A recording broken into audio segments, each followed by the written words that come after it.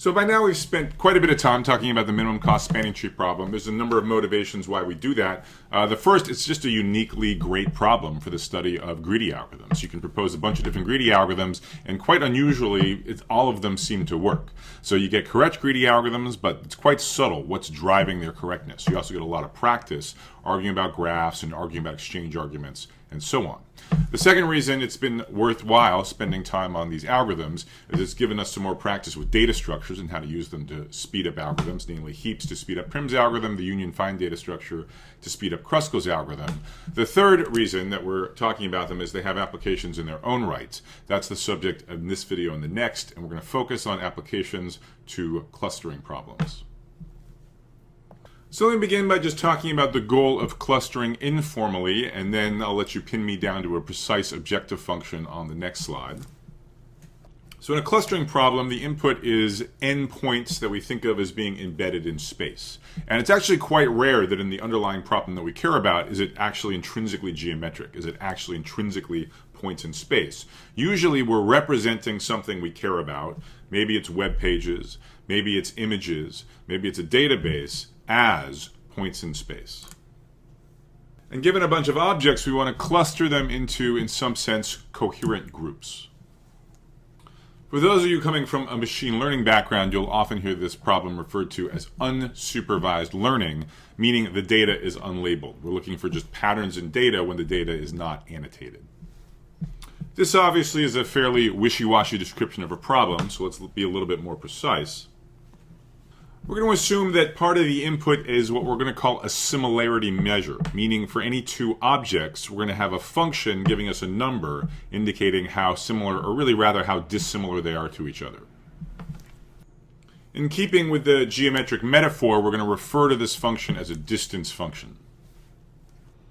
One thing that's cool is we don't need to impose many assumptions on this distance function. The one thing we're going to assume is that it's symmetric, meaning the distance from P to Q is the same as the distance from Q to P.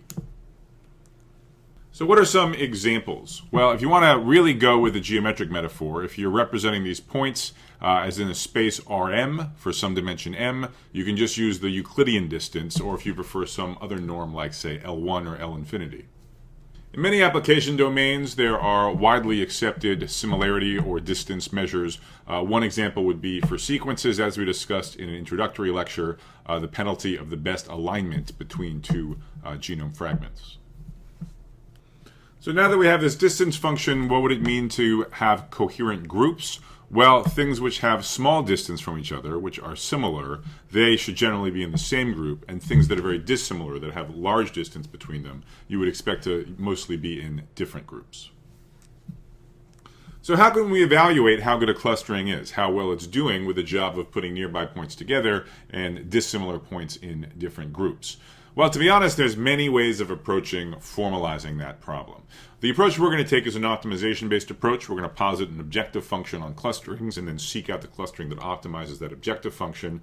I want to warn you, that's not the only way to approach the problem. There are other interesting approaches, but optimization is a natural one. Furthermore, just like in our scheduling application, there's more than one objective function that people study, and that is well motivated. So one very popular objective function would be, say, the k-means objective, which I encourage you to look up and read more about.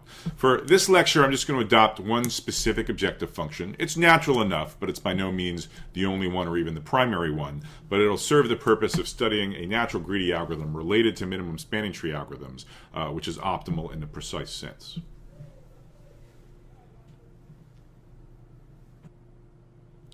So let me develop the terminology needed to state the objective function and the optimization problem precisely. One issue that always comes up in clustering problems is how many clusters are you going to use? So to keep things simple in this video, we're going to assume that part of the input, k, indicates how many clusters you're supposed to use. So we're going to assume that you know a priori how many clusters you want. So in some application domains, this is a totally reasonable assumption. You might know, for example, that you want exactly 2 clusters, the k equals 2. In some domains, you may have good domain knowledge from past experience that you know how many clusters you expect to need. That's all fine and good. Also, in practice, if you don't really know what k is supposed to be, you can go ahead and run the algorithm we're going to talk about for a bunch of different values of k, and then use some metric or just eyeball it to figure out which is the best solution. So the objective function we're going to look at is defined in terms of separated pairs of points, that is, points that are assigned to distinct clusters. Now, if you have more than one cluster, inevitably there's going to be some separated pairs of points. Some points are going to be in one group, other points are going to be in a different group. So separated points are inevitable, and the most alarming separated points are the ones that are the most similar, the ones that have the smallest distance. If points are separated, we want them to be far apart, so we're particularly concerned with nearby points that are separated. So that's going to be our objective function value called the spacing of a clustering. It's the distance between the closest together pair of separated points. Now, what do we want from the spacing of a clustering? Well, we want all of the separated points to be as far apart as possible. That is, we want the spacing to be big. The bigger, the better.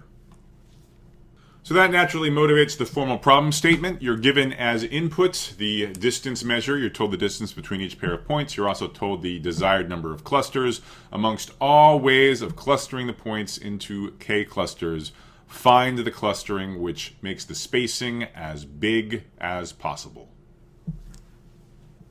So let's develop a greedy algorithm that seeks to make the spacing as big as possible. And to facilitate the discussion, I'll use an example point set with just 6 black points up here in the upper right part of the slide. Now, the good idea behind this greedy algorithm is to not worry about the constraints that at the end of the day we can only output k different clusters. We're actually going to be infeasible. We'll have too many clusters throughout the algorithm. Only at the conclusion of the algorithm will we be down to k clusters, which will be our final and feasible solution. So that frees us up to initialize the procedure where the degenerate solution, where each point is in its own cluster. So in our example point set, we have these 6 pink isolated clusters. In general, you're going to have n clusters, and we've got to get down to k. Now, let's remember what the spacing objective is. In the spacing objective, you go over all of the separated pairs of points. So for this degenerated solution, it's all pairs of points. And you look at the most alarming separated pair, that is, those that are the closest to each other. So the spacing is the distance between the closest pair of separated points. Now, in a greedy algorithm, you want to increase your objective function as much as possible. But actually, things are pretty cut and dried in this scenario. Suppose I give you a clustering, and you want to make the spacing bigger. The only way you can do that is by taking the currently closest pair of separated points and making them not separated anymore. That is, putting them in the same cluster. So it's in some sense obvious what you want to do to make the objective function go up at all. You got to look at the pair of points that is defining the objective, the closest pair of separated points, and you have to fuse them. You have to fuse their clusters so that they're no longer separated.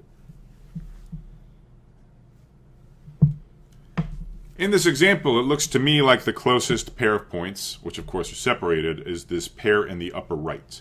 So if we want to make the spacing bigger, then we fuse them into a common cluster.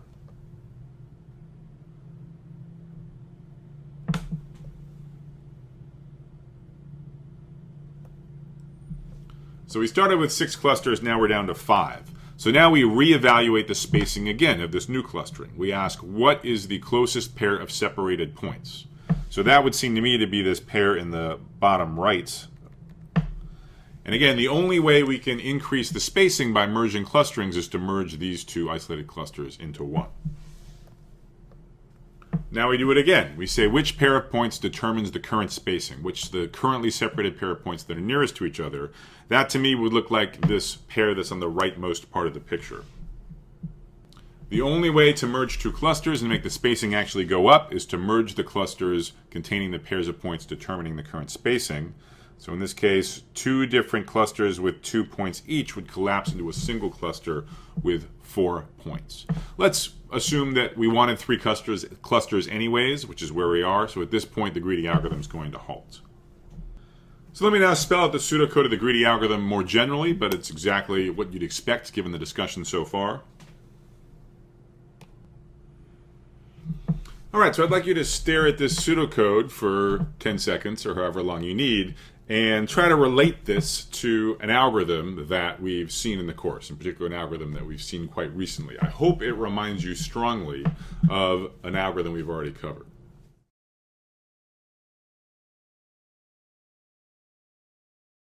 Specifically, I hope you see a strong resemblance between this greedy algorithm and Kruskall's algorithm for computing a minimum cost spanning tree.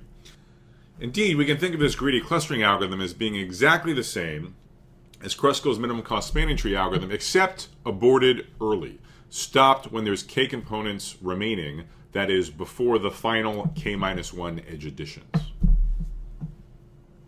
So just to make sure the correspondence is clear, what is the graph, what are the edges, what are the edge costs? Well, the objects in the clustering problem, that is the points, those correspond to vertices in a graph. The other part of the input of the clustering problem are distances, which are given for every pair of points. So those play the role that edge costs were playing in the minimum spanning tree problem. Since we have a distance or an edge cost for every single pair of points, we can think of the edge set in the clustering problem as being the complete graph, because we have an edge cost or a distance for every single pair.